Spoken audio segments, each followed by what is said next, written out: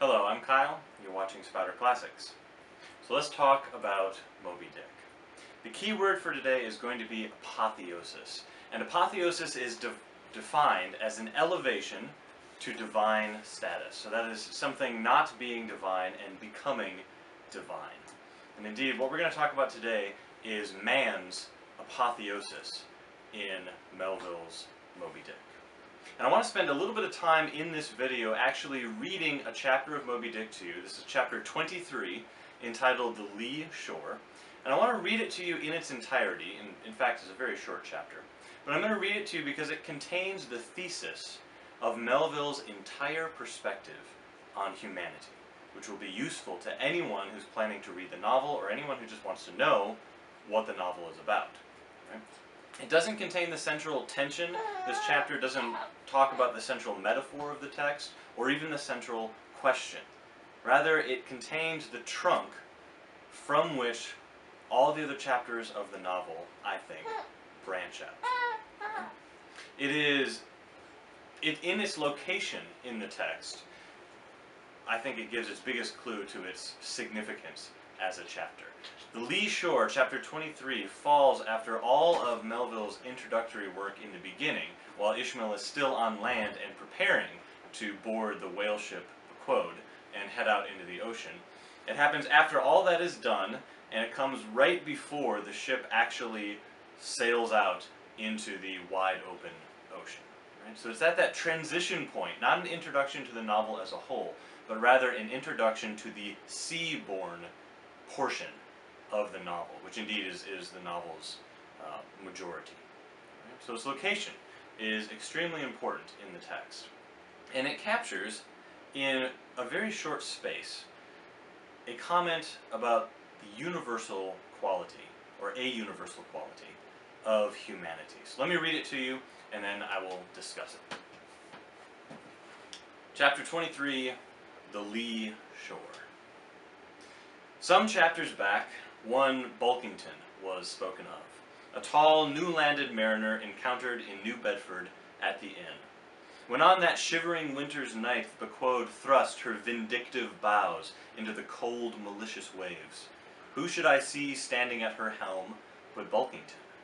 I looked with sympathetic awe and fearfulness upon the man who in midwinter, just landed from a 4 years' dangerous voyage, could so unrestingly push off again for still another tempestuous term. The land seemed scorching to his feet. Wonderfulest things are ever the unmentionable.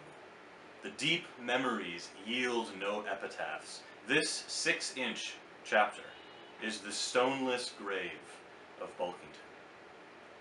Let me only say that it fared with him as with the storm-tossed ship that miserably drives along the leeward land. The port would fain give succor. The port is pitiful. In the port is safety, comfort, hearthstone, supper, warm blankets, friends, all that's kind to our mortalities. But in that gale, the port, the land, is that ship's direst jeopardy. She must fly all hospitality. One touch of land, though it but graze the keel, would make her shudder through and through. With all her might she crowds all sail offshore. In so doing, fights gainst the very winds that fain would blow her homeward, seeks all lashed seas landlessness again, for refuge sake forlornly, rushing into peril, her only friend, her bitterest foe. Know ye now, Bulkington? Glimpses do you seem to see of that mortally intolerable truth, that all deep, earnest thinking is but the intrepid effort of the soul to keep the open independence of the sea, while the wildest winds of heaven and earth conspire to cast her on the treacherous, slavish shore. But as in landlessness alone resides the highest truth, shoreless, indefinite as God, so better is it to perish in that howling infinite than be ingloriously dashed upon the lee, even if that were safety. For worm-like then, oh, who would craven crawl to land, terrors of the terrible, Is all this agony so vain? Take heart, O Bulkington, bear thee grimly, demigod, up from the spray of thy ocean perishing, straight up leaps thy apotheosis. So in this chapter, well, first of all, let me define lee shore. The lee shore is a nautical term referring to the shore that is, or the shore towards which the wind is blowing in a gale. And in this chapter entitled The Lee Shore, Melville offers two perspectives on humanity. The first perspective, caught up in the character of Bulkington, is that humanity is glorious. I think you can see that from the chapter. Bulkington is us, or what every human being, what we, in times during our lives, wish to be. His name testifies, bulk, right? His name testifies to his strength, his energy, and steering, his act of steering the ship is a sign of mastery. And we can relate to these things. Our hopes, our dreams, our ambitions and desires all go out from us as though bound on ships into the wide open ocean.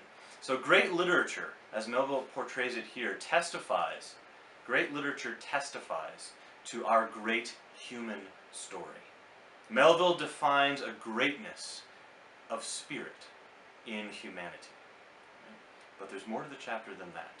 The second perspective on humanity that Melville offers in this chapter is that humanity pays a price for its glory. And here's where Melville, Moby-Dick, becomes a truly American novel. Right? American independence makes for a perfect symbol in literature. And it's in part through this that American literature takes its place among the great works of literature in the world. But here's the question about American independence as portrayed in this chapter, right? Or independence in general. Right? Here's the question: can we distinguish between independence and isolation or loneliness? So look at this painting. It's entitled The Wanderer Above the Sea by Caspar David Friedrich, a German painter. Look at the character portrayed in this painting. Is he fearless? Is he bold and intrepid? Or is this character forlorn, alone, and vulnerable? And can we tell by simply looking at the painting? Melville writes in The Lee Shore that this 6-inch, this small chapter, is the stoneless grave of Bulkington. It's been said previously that Melville leaves monuments to meaning throughout his text. And what does it say? What does what monument, right, does a stoneless grave leave? What does that say about humanity? That it should have a stoneless grave, about Bulkington.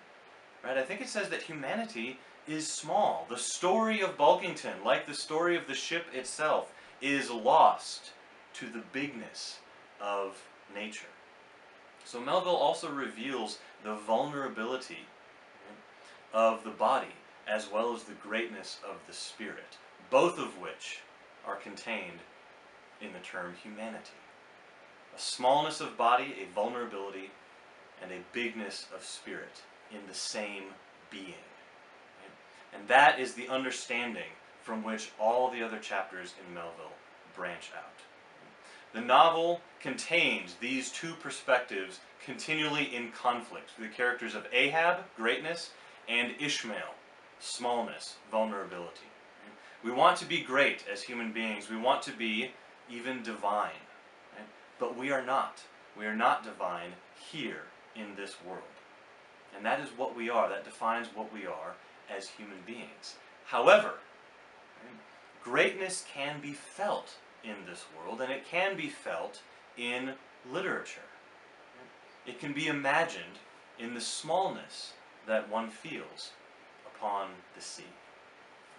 Thank you for listening. If you're interested in hearing more, you can subscribe to my channel, Spouter Classics, or you can check out my blog, spouterclassics.blogspot.com. Keep reading and know what you read.